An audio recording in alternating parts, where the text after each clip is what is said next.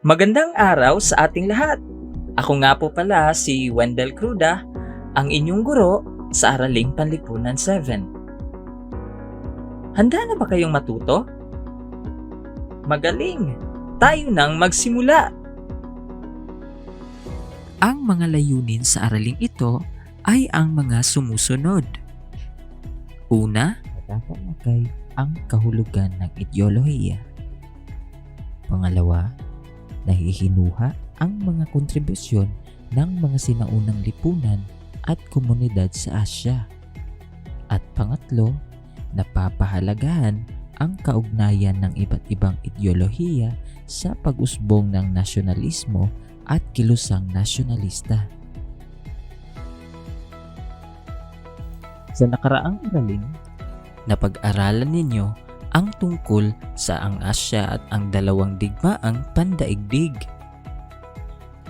Ang pagpapakita ng nasyonalismo ng mga lider nasyonalista sa mga bansa sa Timog at Kanlurang Asya upang matamo ng mga Asyano ang kanilang kalayaan sa kamay ng mga imperyalistang bansa ay mas nasubok nang maganap ang una at ikalawang digmaang pandaigdig.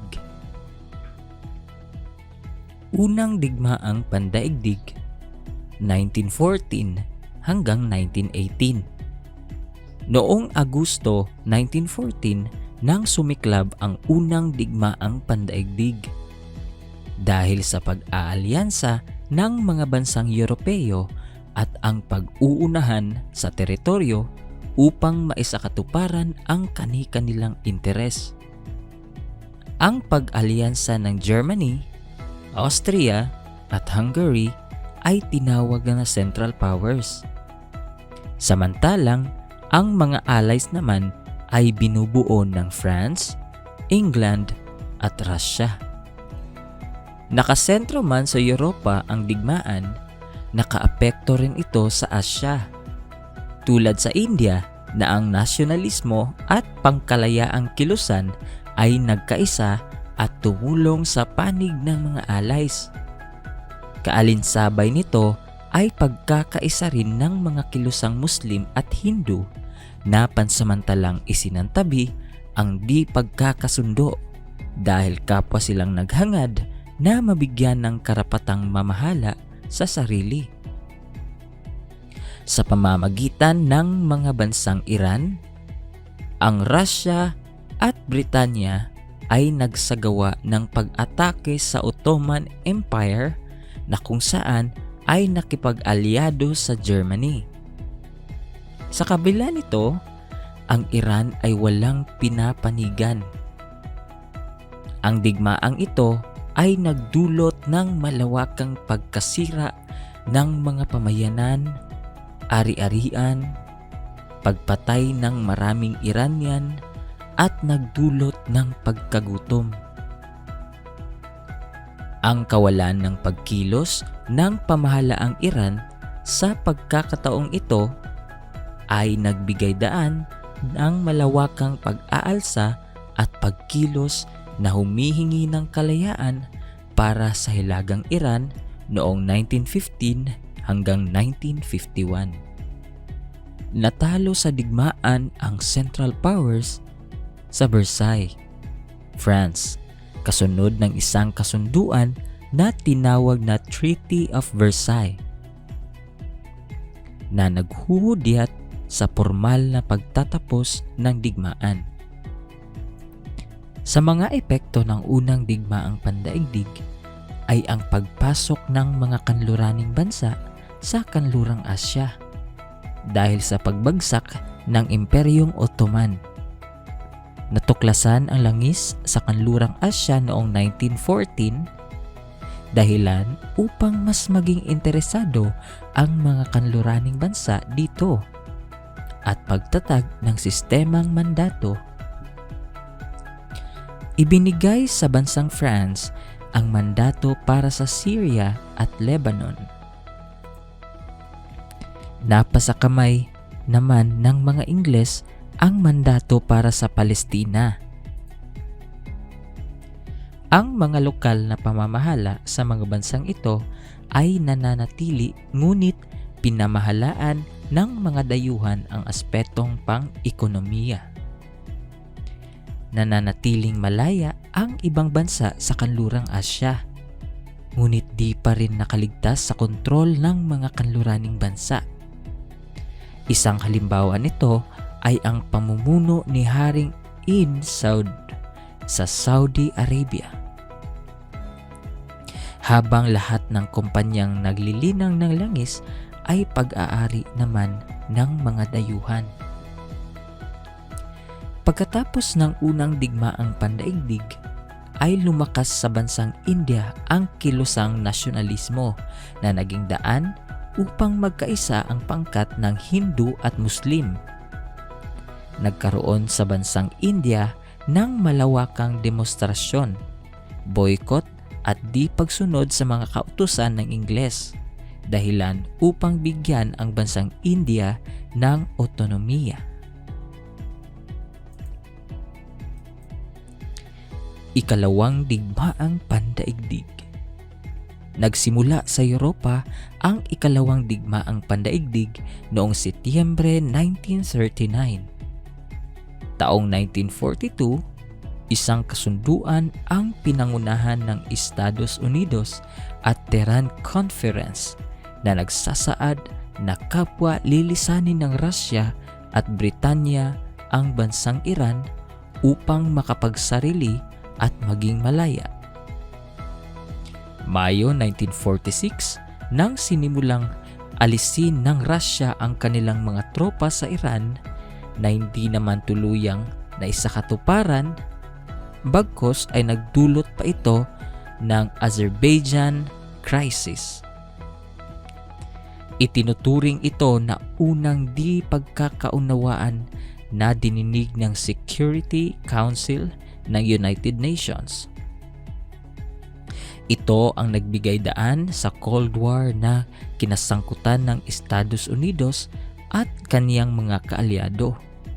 Kontra naman sa Russia, kasama rin ang kaniyang kaalyadong bansa.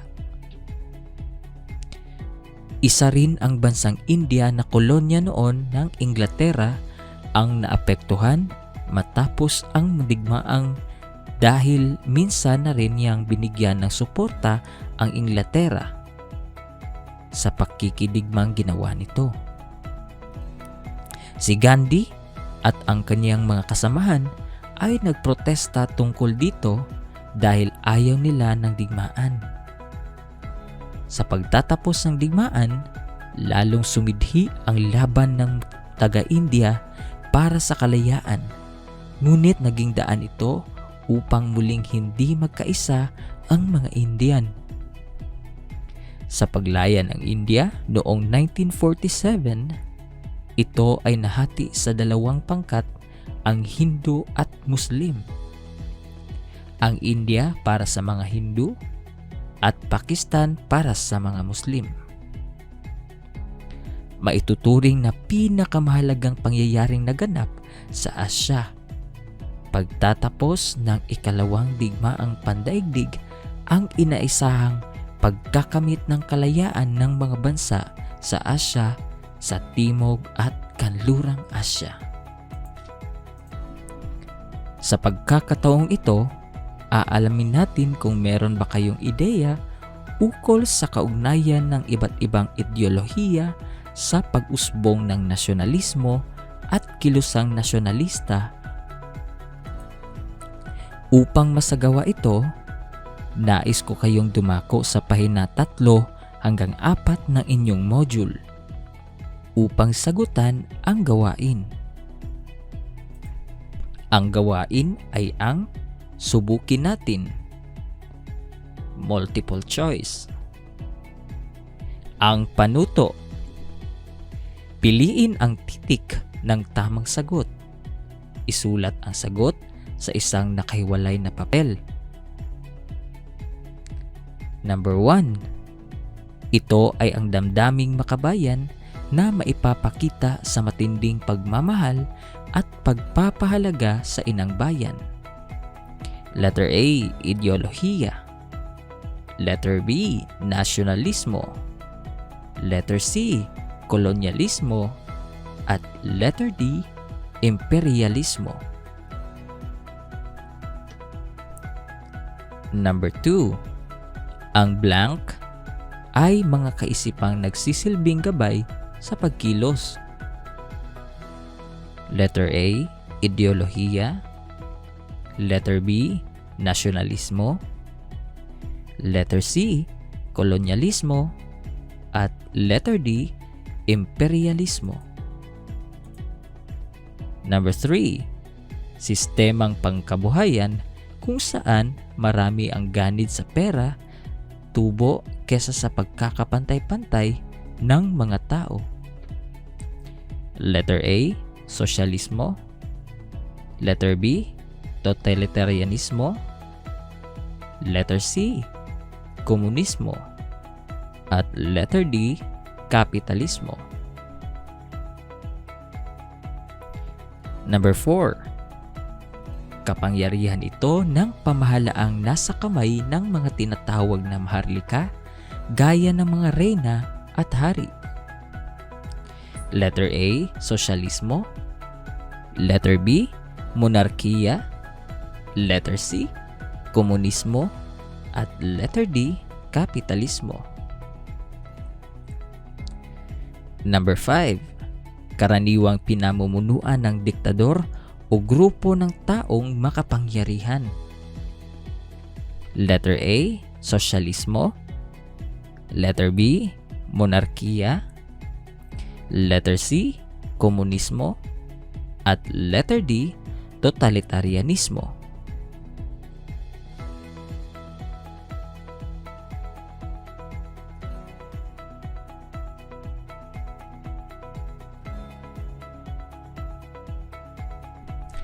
Okay, ang mga sagot sa subukin natin.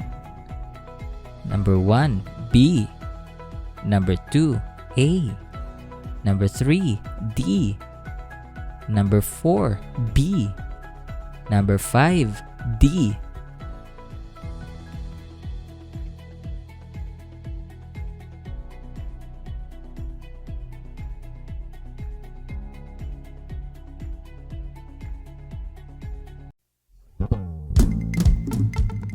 The Radyo Z Eskwela program of the Division of Davao de Oro is being brought to you by Nueda Builders Construction and Supply Incorporated, Maverick Builders Incorporated, Mitch Construction and Supply, Archicons Architectural Construction and Supply, DB Construction and Supply, Hanaway Builders Corporation, Phoenix Corvada Tagum Gasoline Station, Master Construction and Supplies, Mackenzie Builders, GP&H Construction Incorporated, Metro Gear Construction Corporation, NEN Builders and Development Services Corporation, Max Maze Enterprises Incorporated, We Inc. Construction Company, Rangay Construction and Supply, East Sussex Enterprise, WM Construction, Councilor Boogie and Miss Marjorie Vertodazo, Icon Builders and Supply, and Apex Mining Company Incorporated.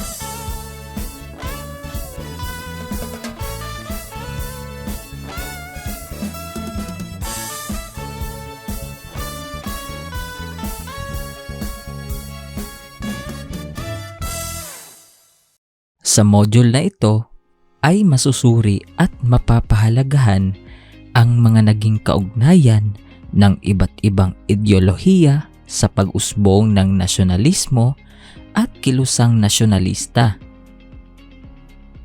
Pagkatapos makuha ang mga kinakailangang mga kaalaman, ikaw ay inaasahang kritikal na makapagsusuri sa ating magiging paksa. Halina at makinig sa isa na namang pagsasadula.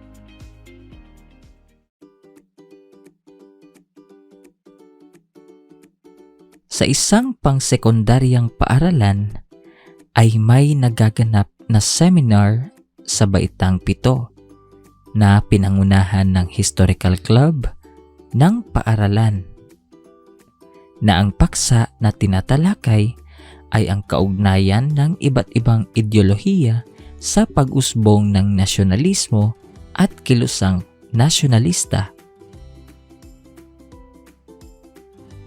Magandang araw sa lahat ng miyembro ng Historical Club na ito. Nagagalak akong pangunahan ang pagtatalakay ng magiging paksa ngayon. Handa na ba kayo?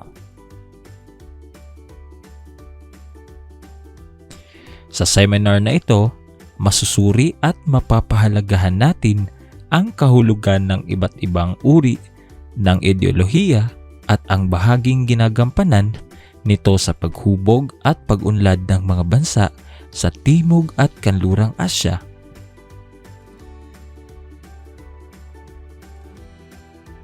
Ano nga ba ang ideolohiya?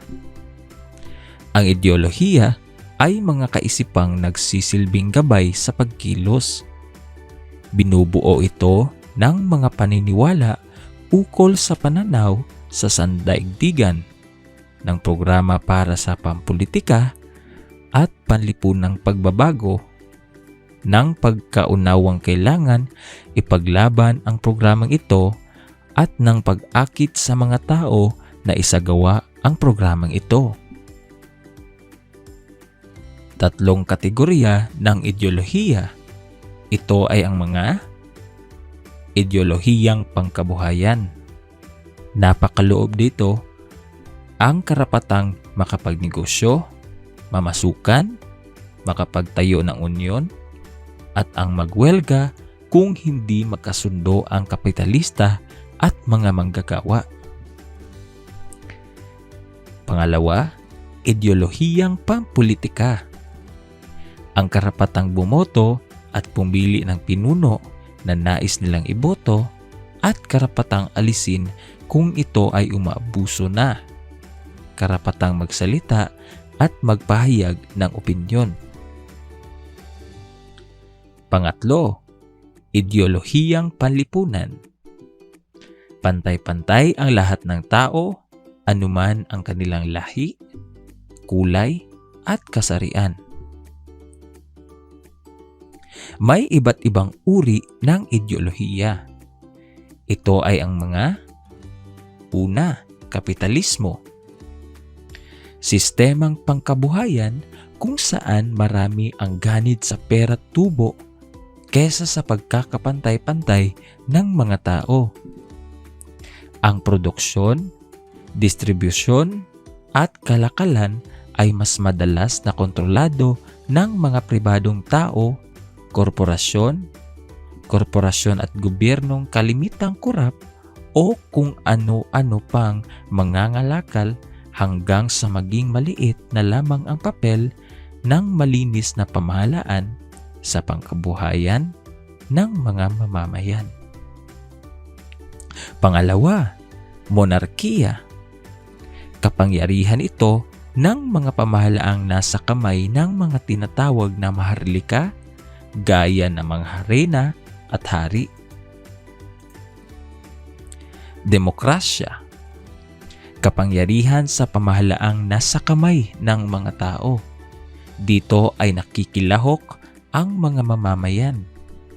Ibinoboto ng mga mamamayan ang gusto nilang maging pinuno sa kanilang pamahalaan. Sa tinatawag na halalan, ang proseso ng pagpili ng mga tao. Totalitarianismo. Karaniwang pinamumunuan ng diktador o grupo ng mga taong makapangyarihan. Sa ilalim nito, nadidiktahan o natatakdaan ang karapatan ng mga mamamayan. Nawawala ang kalayaan at mga karapatang pantao. Nalilimitahan ang pagkilos, pagsasalita, at pagkritiko sa administrasyon. Kalimitan, pati paniniwala, ay nadidiktahan. Lahat ng desisyon tungkol sa pamamahala at kabuhayan ay nasa kamay din ng diktador. Sa kasamaang palad, pati pagmamay-ari sa mga korporasyon at pribadong ari-arian, mga industriya at lupain, maging ang mga kayamanan ng mismong bansa ay napupunta sa kapangyarihan ng diktador. Komunismo. Maraming mali ang pagkakaintindi rito. Nilinang ni Karl Marx ang pilosopiyang ito. Pinayabong din ito ni Nikolai Lenin at ni Mao Zedong. Ayon sa ideolohiyang ito, ang pinakamataas at huling hantungan mula sa ideolohiyang kapitalismo patungong sosyalismo ay tinatawag na komunismo. Hangad nitong bumuo ng lipunang walang antas o pag-uuri-uri, walang mataas at mababang uri ng tao sa lipunan. Ang mga likas na produksyon ay pag-aari dapat ng lipunan at hindi ng mga pribadong burgis at ng mga ganid sa yaman at kapangyarihan. Sosyalismo. Batay ito sa patakarang pang-ekonomiya. Ang pamamalakad ng pamahalaan ay nararapat na nasa kamay ng mga tao. Ang grupo ng mga sosyalista ay ang maaaring pumigil sa pagmamay-ari at pagkamkam ng mga lupa, mga agrikultura, kapital ng bayan, at produksyon ng mga industriya. Hangad nito ang makamit ang perpektong lipunan at masakatuparan lamang ito kung may pantay-pantay na distribusyon ng produksyon sa mga mamamayan. Ngayon ay tatalakayin natin ang nasyonalismo sa Asya. Ang pananakop, pagpapasilalim sa mga kapangyarihan at pagsasamantala ng mga bansang kanluranin sa mga bansang Asyano ang nagbigay daan sa pag-usbong ng nasyonalismo sa Asya. Sa pagpapakita ng nasyonalismo sa mga bansa sa Timog at Kanlurang Asya, nakilala ang mga lider nasyonalista na nagsilbing inspirasyon ng mga Asyano sa kanilang pamumuhay. Kabilang dito sina Mohandas Gandhi, Muhammad Ali Jinnah, Mustafa Kemal Ataturk, Ayatollah Ruhollah Musari Khomeini at Ibn Saud. Tunay na maraming lider Asyano sa Timog at Kanlurang Asya ang nagpamalas ng pagiging makabayan. Nagpunyagi at nagtagumpay na matamo ang inaasam na kalayaan ng kani-kanilang mamamayan at bansa. Ayan, marami ba kayong natutunan? Opo. Magaling. Inaasahan ko na meron sa inyo ang magtatanong hinggil sa aking tinalakay. Sino sa inyo ngayon ang magtatanong?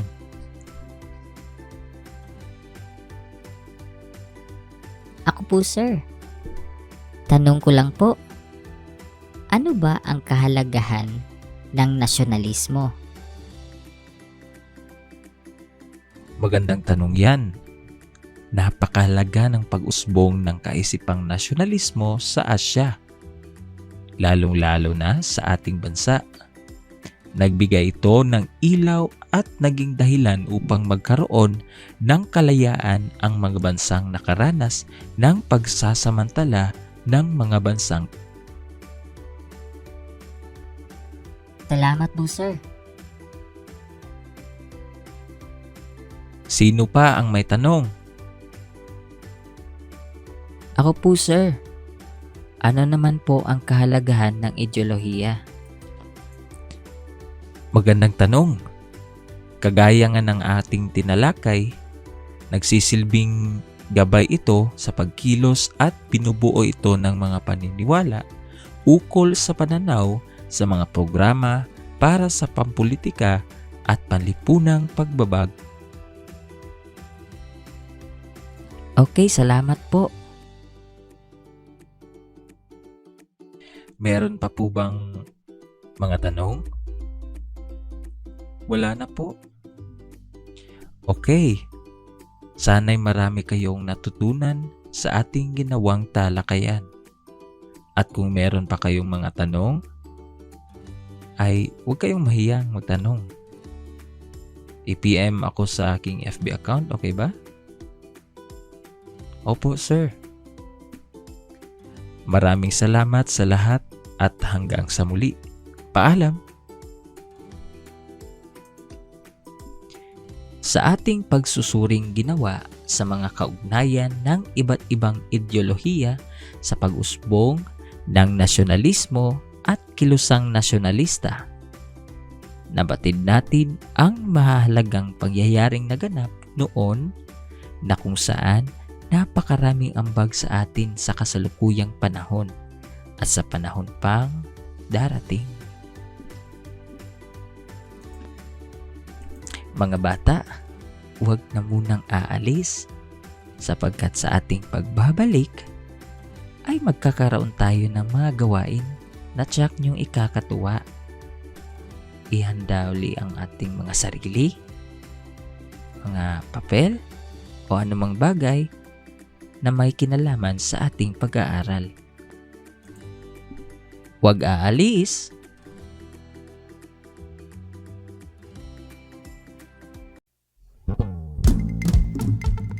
The Radyo Z Eskwela program of the Division of Davao de Oro is being brought to you by Nueda Builders Construction and Supply Incorporated, Maverick Builders Incorporated, Mitch Construction and Supply, Archicons Architectural Construction and Supply, DB Construction and Supply, Hanaway Builders Corporation, Phoenix Corvada Tagum Gasoline Station, Master Construction and Supplies, Mackenzie Builders, GP&H Construction Incorporated, Metro Gear Construction Corporation, NEN Builders and Development Services Corporation, Max Maze Enterprises Incorporated, We Inc. Construction Company, Rangay Construction and Supply, East Sussex Enterprise, WM Construction, Councilor Boogie and Miss Marjorie Vertodazo, Icon Builders and Supply, and Apex Mining Company Incorporated.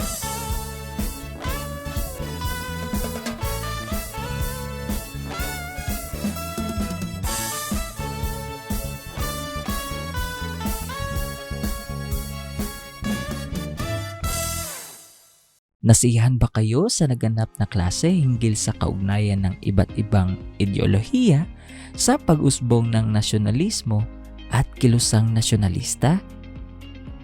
Marami ba kayong natutunan na mga mahalagang pangyayari kaugnay ng iba't ibang ideolohiya sa pag-usbong ng nasyonalismo at kilusang nasyonalista?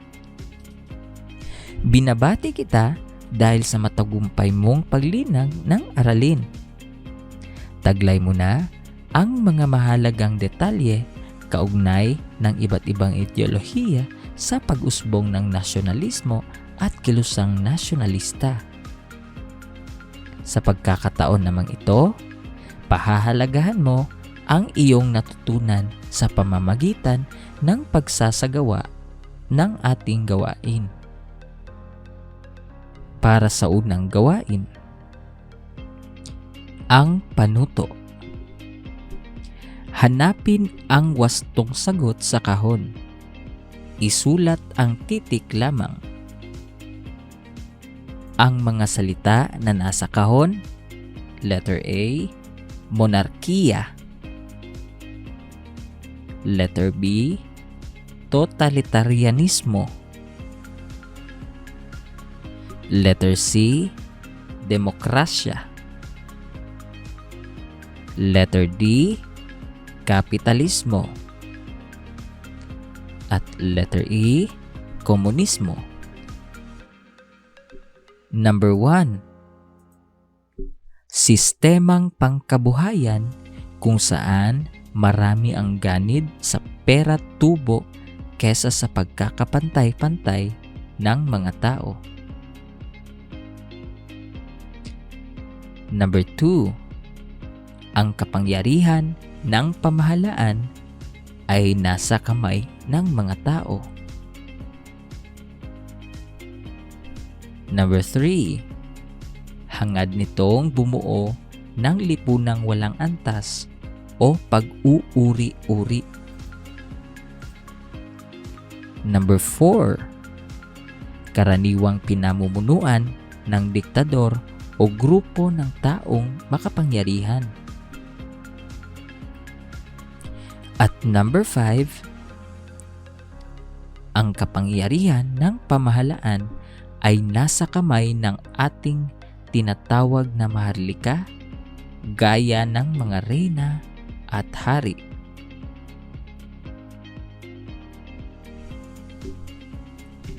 Tapos na ba?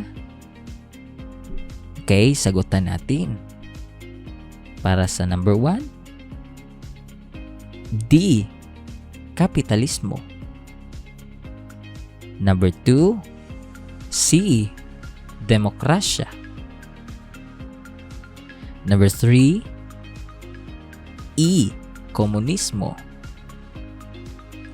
Number 4, B. Totalitarianismo. At number 5, A. Monarkiya.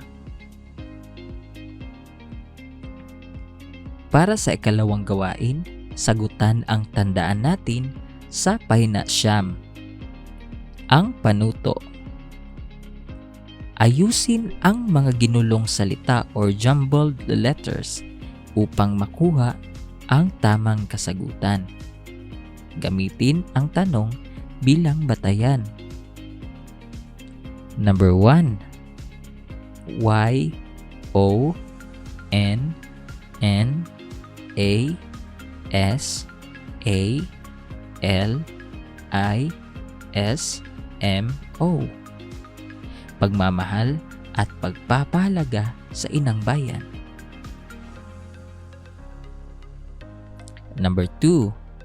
A, Y, I, A, R, K, N, O, M.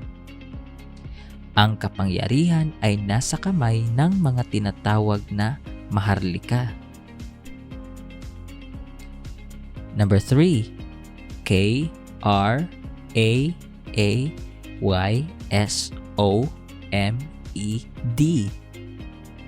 Ang kapangyarihan ng pamahalaan ay nasa kamay ng mga tao. Number 4. Y, A, L, S, O, S, O, M, I, S. Batay ito sa patakarang pang-ekonomiya. Ang pamamalakad ng pamahalaan ay nararapat na nasa kamay ng mga tao. Number 5. M, O, K, I, N, U, M, O, S. Hangad nitong bumuo ng lipunang walang antas o pag-uuri-uri. Tapos na ba? Okay, sagutan naman natin. Number 1, nasyonalismo. Number 2, monarkiya. Number 3, demokrasya. Number 4, sosyalismo. At number 5, komunismo. Ayan, isa na namang aralin ang natapos at natutunan ninyo. Ako ay sabik na makita ang inyong module. Muli, ito po si Sir Wendell B. Cruda, ang inyong guro sa Araling Panlipunan 7.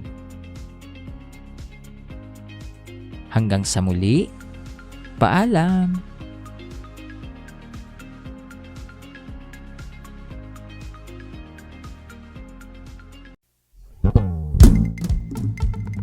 Radyo's Eskwela Executive Committee, the Schools Division Superintendent, Eufemia T. Gamutin Saso 5, Assistant Schools Division Superintendent, Dr. Romel R. Handayan, OIC Curriculum Implementation Division Chief, Karina S. Frasco, School Governance and Operations Division Chief, Dr. Ruben J. Riponte. Members: Cecilia Morales, Dr. Hilda A. Opeña, Dr. Arlene B. Lim, Dr. Elvicris B. Calzadora, Dr. Dexter A. Siquinia, Nohara O. Pinute, Noemi P. Canales, Dr. Grace D. Pontillas, Virgilito C. Pabrices, Juanito Lapiceros, Engineer Norberto S. Manlangit, Jomar M. Dumupoy, Bob Dalan S. Milabat, Medard T. Ampit, and Paz Eugenia Villusino.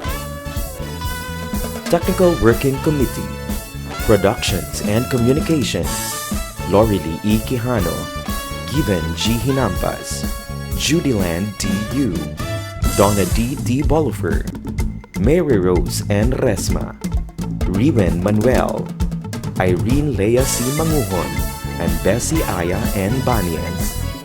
Social Media and Packaging Team, Christian and Hara L. Martesio, William R. Ranara, Joan T. Iscoton, Roberto S. Acusar Jr., May B. Istanyol, Richard H. Arellano, Lee L. S. Blanco, Ralph A. Tabanyag, Angelo Gutierrez Jr., and Jade Karen Araiz.